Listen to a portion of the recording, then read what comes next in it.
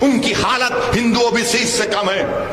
مگر آج وہ لوگ آئیں گے, چناؤ جیسا آئے گا تو بولیں گے نہیں اویسی صرف جذباتی تقریر کرتا ہے. ارے میں تقریر کرتا ہوں تو فیکٹ سامنے رکھتا ہوں, سچائی کو سامنے رکھتا ہوں.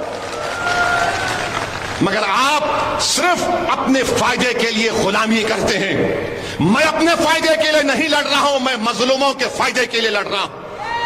اگر مجھے اپنے فائدے کے لیے کرنا ہوتا تو میں حیدرآباد سے نکل کر راجستھان نہیں آتا.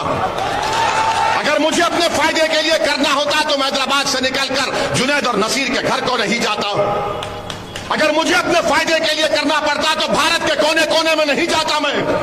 اگر مجھے اپنے فائدے کے لیے کرنا ہوتا تو میری گاڑی پر 6 گولیاں چلائی گئی, میں گھر میں بیٹھ جاتا, مگر میں نہیں بیٹھا. تو میں یہ اس لیے نہیں کہہ رہا ہوں کہ آپ سے تھالی یا سیٹی کی داد حاصل کروں. میں تمہارے تھالیوں کا تعریف کا محتاج نہیں ہوں, میں اللہ کا محتاج تھا اور اللہ کا محتاج رہوں گا. میں آپ کو صرف یہ بتا رہا ہوں, میں بتا رہا ہوں کہ فرق کو محسوس کرو. تم فرق کو محسوس کرو. نوجوانوں, مستقبل تمہارا ہے, مستقبل آپ کا ہے. ہمارے نوجوان بیٹیوں کا, بیٹوں کا مستقبل ہے. جو لوگ 60 سال کے ہو گئے ان کا مستقبل نہیں ہے. جو 18 سال کے ہیں, 22 سال کے, 25 سال کے, کل تم بھارت کو لے کر آگے بڑھو گے. بھارت کے فیصلے تمہارے کندھوں پر رکھ کر کیے جائیں گے. اگر تم تیار نہیں ہوگے تو پھر کیا ہوگا؟ تم صرف اگر تھالی مارو گے اور سیکولرزم کے نام پر کوئی مولانا مسجد میں بول دیں گے چناؤ آ رہے ہیں, سیکولر پارٹی کو ووٹ دے دو. اس کے بعد کیا ہوتا ہے؟ چناؤ ہو جاتے اور ظلم جاری رہتا. ظلم ختم نہیں ہوتا, ناانصافی ختم نہیں ہوتی. ارے 75 سال ہو گئے دیش کو آزاد ہو کر. بھارت کو اگر طاقتور بنانا ہے تو بھارت میں سب سے کمزور دلتوں کے بعد اگر کوئی ہے تو مسلمان. بھارت سپر پاور اسی وقت بنے گا جب کمزور طاقتور بنے گا اور مسلمان اور دلت آدیواسی طاقتور بنیں گے. وہ کب ہوگا؟ جذباتی تقریر سے نہیں, تھالیوں سے نہیں. جب تم اپنے دل و دماغ میں اس بات کو ٹھان لو گے کہ چاہے کچھ بھی ہو جائے اب میں اپنی لیڈرشپ کو بناؤں گا, میں ہارنے سے نہیں ڈروں گا, میں لڑوں گا اور کامیاب ہوں گا. اگر تم ہارنے سے ڈرو گے تو زندگی میں تم کبھی کامیاب نہیں ہو سکو گے.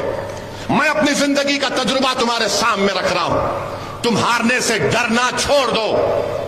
تم ہار کو اپنی ہار مت مانو بلکہ کہو کہ مجھے آگے بڑھنا. میرے عزیز دوستوں, بزرگوں, یہ دنیا میں ہم اگر ہاریں گے تو آخرت میں تو کامیاب ہوں گے نا. اگر تم ہار کے ڈر سے بیٹھ جاؤ گے تو پھر کامیابی تمہارے قدم کو نہیں چومے گی.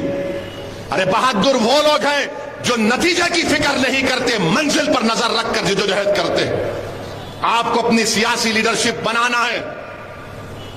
ایک مجلس کا جلسہ جے پور میں نہیں ہونے کے لیے پوری اشوک گہلوٹ کی سرکار پریشان ہو جاتی ہے. مجھے اس کی فکر نہیں ہے کہ جلسہ یہاں پر ہوا, اور بھی ہوں گے, اور بھی ہوں گے, میں آؤں گا. میرا کوئی کام نہیں ہے سوائے مجلس کے کام کرنے کے. میرے عزیز دوستوں اور بزرگوں, کانگریس کے لوگ بڑی بڑی باتیں کر رہے ہیں. وہ ایسا اعلان کر دیے, وہ فلاں کر دیے. ارے بھائی صاحب, کیا ہم کو نظر نہیں آتا کہ آپ کے پارٹی میں کیا ہو رہا ہے؟ آپ کی پارٹی میں کتنے لوگ تیار بیٹھے ہیں؟ آپ ہی کے گھر میں کتنے لوگ موقع کے انتظار میں ہیں؟ ہم سے بھی بات کرتے ہیں, ہم نے کہا بھی رک جائیے, ٹائم پر بتائیں گے. مگر میرے عزیز دوستوں اور بزرگوں, یقیناً اس ملک میں فرقہ پرستی کو روکنا ہے.